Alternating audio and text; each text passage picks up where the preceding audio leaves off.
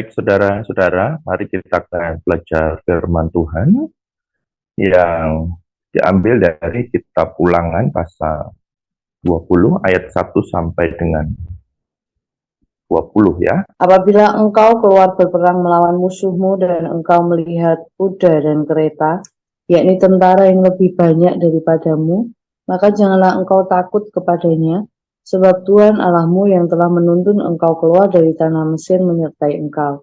Apabila kamu menghadapi pertempuran, maka seorang imam harus tampil ke depan dan berbicara kepada rakyat. Dengan berkata kepada mereka, dengarlah hai orang Israel, kamu sekarang menghadapi pertempuran melawan musuhmu.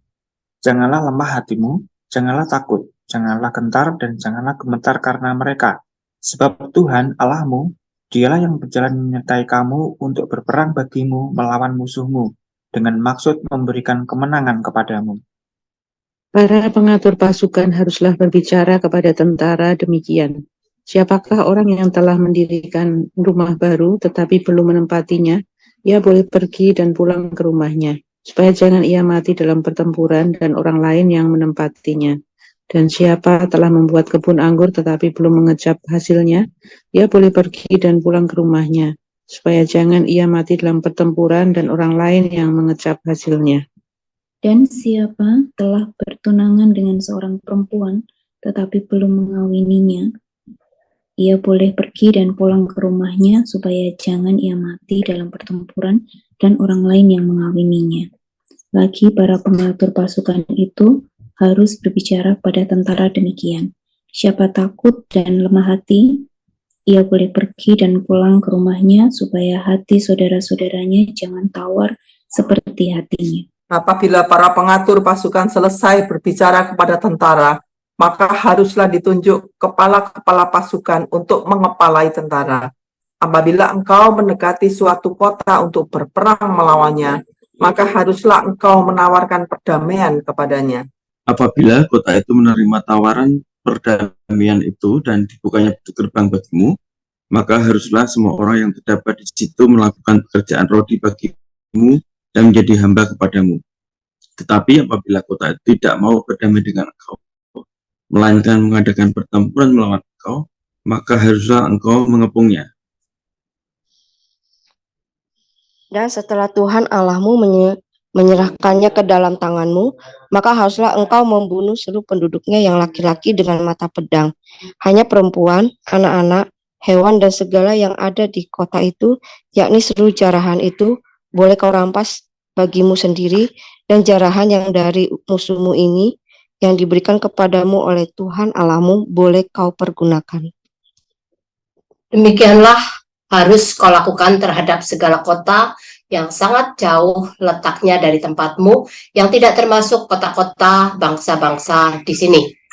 Tetapi dari kota-kota bangsa-bangsa itu yang diberikan Tuhan Allahmu kepadamu, menjadi milik pusakamu, janganlah kau biarkan hidup apapun yang bernafas. Melainkan kau tumpas sama sekali, yakni orang Het, orang Amori, orang Kanaan, orang Peris, orang Hewi, dan orang Yebus, seperti yang diperintahkan kepadamu oleh Tuhan Allahmu, supaya mereka jangan mengajar kamu berbuat sesuai dengan segala kekejian yang dilakukan mereka bagi Allah mereka, sehingga kamu berbuat dosa kepada Tuhan Allahmu. Apabila dalam memerangi suatu kota, engkau lama mengepungnya untuk direbut, maka tidak boleh engkau merusakkan pohon-pohon sekelilingnya dengan mengayunkan kapak kepadanya. Buahnya boleh kau makan, tetapi buah batangnya janganlah kau tebang, sebab pohon yang di padang itu bukan manusia. Jadi tidak patut engkau ikut kau kebun. Hanya pohon-pohon yang engkau tahu tidak menghasilkan makanan, boleh kau usahkan dan kau tebang untuk mendirikan pagar pengepungan terhadap kota yang berperang melawan engkau, sampai kota itu jatuh. Ya, puji Tuhan, saudara-saudara semuanya, kita sudah membaca di dalam Ulangan pasal 20 ini ayat pertama sampai 20. Kita akan bahas ada dua hal yang kita bisa lihat dalam pasal 20 ini. Yang pertama terkait dengan persiapan perang, ya. Kemudian yang kedua terkait dengan strategi perang. Dalam hal ini, saudara-saudara semua, terkait dengan persiapan perang, itu memang ada hal yang harus diperhatikan, yaitu kesiapan. Kesiapan dalam hal ini menyangkut beberapa aspek ataupun hal. Yang pertama, kesiapan rohani. Maka pada waktu itu seorang imam akan tampil di depan, ya, dia akan menyampaikan hal-hal yang terkait dengan pesan Tuhan untuk pelaksanaan peperangan itu, ya. Kemudian yang aspek berikutnya adalah fisik. Karena ini peperangan fisik, ya, jadi ya fisiknya harus kuat dan harus prima seperti itu, sehingga nanti melihat ataupun melawan musuh-musuhnya yang banyak juga, dia akan kuat gitu. Dan yang berikutnya adalah aspek mental, tidak boleh takut, tidak boleh gemetar dan lain sebagainya, karena kalau kita melihat di ayat pertama itu kan, kalau nanti misalnya melihat kuda, kereta, ya, yang lebih banyak begitu, nggak boleh takutnya. Secara mental harus berani seperti itu, ya. Nah, kemudian ada nasihat yang diberikan kepada umat Israel yang akan berperang, di mana di situ jangan lemah hati, kemudian jangan takut, jangan gentar, jangan gemetar. Kenapa? Ini yang disampaikan oleh imam, ya, yang tampil di depan nanti sebelum perang. Kemudian kenapa mereka tidak boleh lemah hati, takut, gemetar, ataupun gentar? Karena memang Tuhan yang menyertai dan akan memberikan kemenangan. Ini yang dilakukan oleh seorang imam yang tampil di depan. Kemudian berikutnya adalah ada kepala pengatur pasukan, ya. Kepala pengatur pasukan, di mana mereka akan menyampaikan, ini sebenarnya optional choice, ya, jadi pilihan. Tapi kalau misalnya secara ekstrim, ya nanti larangan. Gitu. Tapi ada, jadi boleh ikut atau tidak. Bagi siapa yang ada pilihan ini, ada optional itu adalah bagi yang baru saja punya rumah, atau yang baru saja punya kebun anggur, yang belum mengecap dari panennya anggur itu, lalu yang bertunangan boleh pulang, ya, lalu nanti melakukan perkawinan atau pernikahan. Kemudian bagi yang takut, lemah atau tawar hati, ya, ini memang jangan gitu. Kenapa ini? Karena ini nanti akan mempengaruhi ketika perang, daripada ketika mereka perang terus ingat, wah, rumahku baru, wah, aku belum merasakan panennya anggur segala macam, wah, gimana tunanganku, ya, segala macam, itu nanti tidak fokus. Ataupun yang takut, lemah hati dan tawar hati, ini akan mempengaruhi dalam tanda petik, ya, kinerja peperangan mereka, sehingga ini adalah larangan. Sudahlah, kalau yang begitu-begitu mending di rumah, nggak usah ikut perang gitu. Jadi ada bisa memilih. Nah, ini terkait dengan persiapan perang. Ada kesiapannya, ada nasihat, dan juga ada larangan ikut. Lalu, setelah itu, saudara, baru nanti dibagikan, ada kepala pasukan itu, ya. Kalau tadi ada kepala pengatur pasukan, setelah itu baru dibagi tentang kepala pasukan. Dan ini yang akan masuk kepada peperangan secara langsung, ya, sehingga perlu strategi perang di ayat 10 sampai 20 itu. Strateginya apa? Yang pertama tentang perdamaian. Ini sebagai tawaran utama. Kalau kita melihat di ayat mulai ayat 10 itu ya, 11 dan seterusnya itu, orang Israel dalam hal ini harus menawarkan perdamaian. Itu yang pertama dan utama ya. Gimana kalau mereka menerima ya, misalnya tawaran perdamaian itu diterima, kemudian mereka membuka pintu gerbangnya, maka mereka bangsa lain itu harus bekerja rodi dan menjadi hamba bagi umat Israel. Jadi ketika mereka sudah menerima tawaran perdamaian itu, ya. Ini yang pertama, yang utama, karena memang tidak harus perang fisik. Tapi ketika tawaran pertama itu ditolak, maka ya strategi yang kedua adalah dengan perlawanan atau juga pertempuran. Ya. Jika musuh atau bangsa-bangsa itu tidak mau berdamai, ya akhirnya memang harus berperang. Dan dalam peperangan itu ada aturannya, di mana harus dikepung, kemudian orang-orang yang pria boleh ditumpas, boleh dibunuh. Tapi untuk anak-anak, perempuan, kemudian hewan ternak dan sebagainya tidak dibunuh. Ya, ini ketika opsi pertama ataupun tawaran pertama tidak disetujui ataupun dihiraukan, sehingga ya mau nggak mau harus ada pertempuran, perlawanan ini. Kemudian terutama bangsa-bangsa yang disebutkan di dalam ayat-ayat yang kita baca tadi, di ayat 17 itu, ada orang Het, orang Amori, orang Kanaan ya, orang Hewi, kemudian orang Yebus itu harus dimusnahkan semua. Ini bangsa-bangsa penyembah berhala. Kemudian terkait dengan pohon ya, itu pohon yang berbuah tidak perlu ditebang, tidak perlu dimusnahkan, ya, karena buahnya bisa dimakan oleh orang-orang Israel. Tetapi pohon yang tidak berbuah ya sudahlah, dimusnahkan saja, ditebang saja.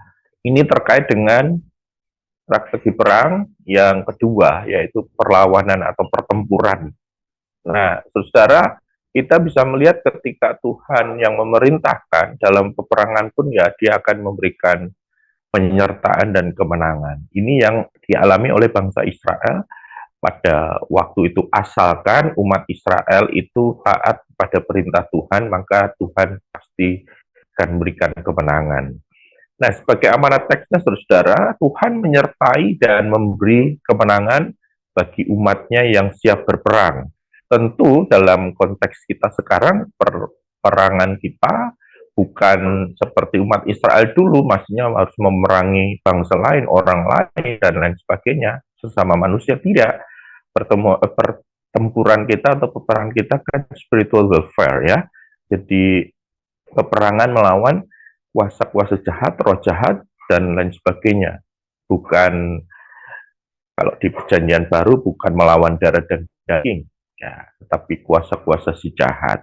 Dan memang kita tidak harus bertempur secara fisik, karena roh-roh jahat yang kita lawan, begitu. Kemudian kita tahu bahwa Tuhan akan menyertai dan memberi kemenangan bagi kita, di saudara dan saya, yang berperang melawan kuasa si jahat, serta menawarkan perdamaian itu bukan kepada roh jahat ya, pada iblis, setan, dan seterusnya, ya itu harus dilawan. Tapi menawarkan perdamaian ini dalam hal hubungan relasi kepada orang lain. Ya, kita harus membawa damai, jadi peacemaker atau peacemaking.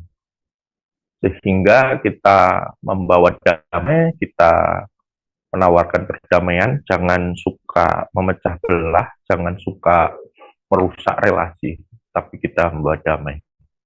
Bahkan Tuhan Yesus mengatakan berbahagialah orang yang membawa damai. Sebagai aplikasi atau penerapannya adalah, saudara, apakah saudara sudah siap melakukan peperangan rohani terhadap roh jahat ya? Tiap saat, tiap hari kita berperang, maka kita harus menggunakan firman Tuhan. Ya, seperti orang Israel itu harus taat terhadap firman-Nya, apa yang disampaikan, yang dikatakan Tuhan. Nah, kita juga tiap hari melakukan peperangan rohani ya, terhadap roh jahat. Lalu, apakah saudara dan saya tentunya siap untuk membawa perdamaian bagi sesama manusia?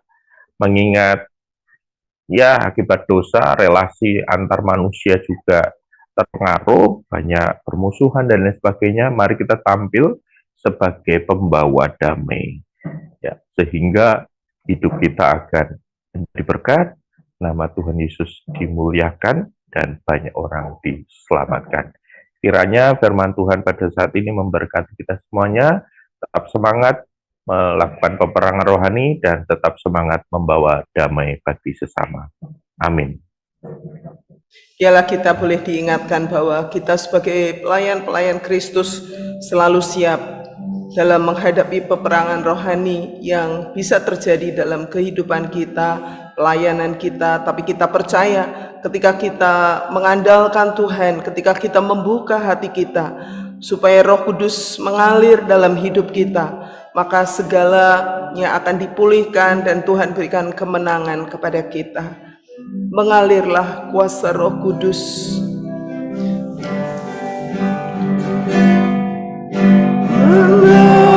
Mengalirlah kuasa Roh Kudus. Mengalirlah di tempat ini. Mengalirlah Roh Kudus, pulihkanku bagaikan tanah kering, bagaikan tanah kering yang merindukan air.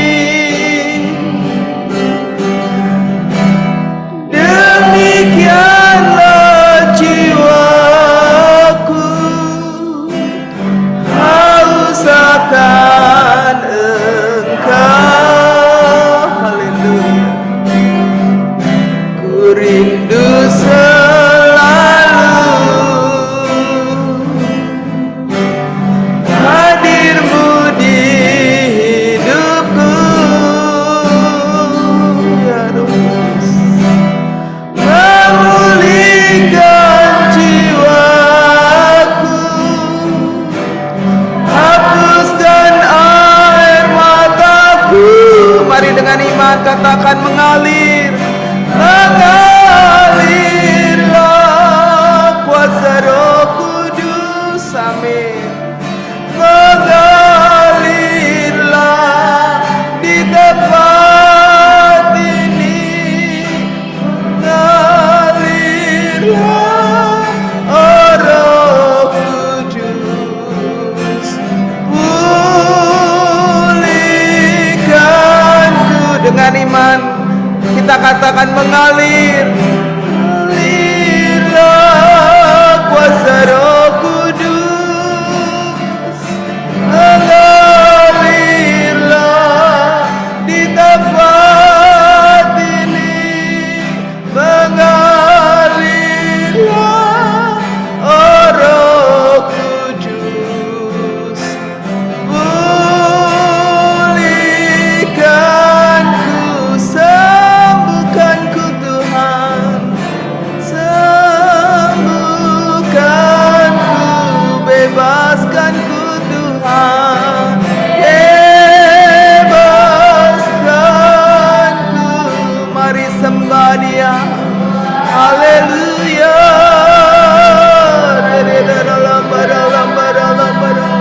Kuasa-Mu mengalir memenuhi hati jiwa roh kami Tuhan. Kuasa-Mu nyata saat ini Tuhan, penuhi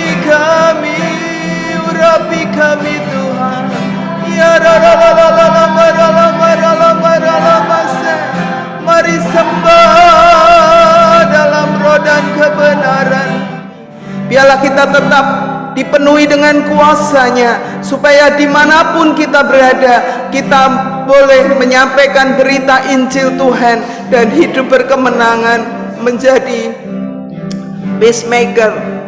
Haleluya.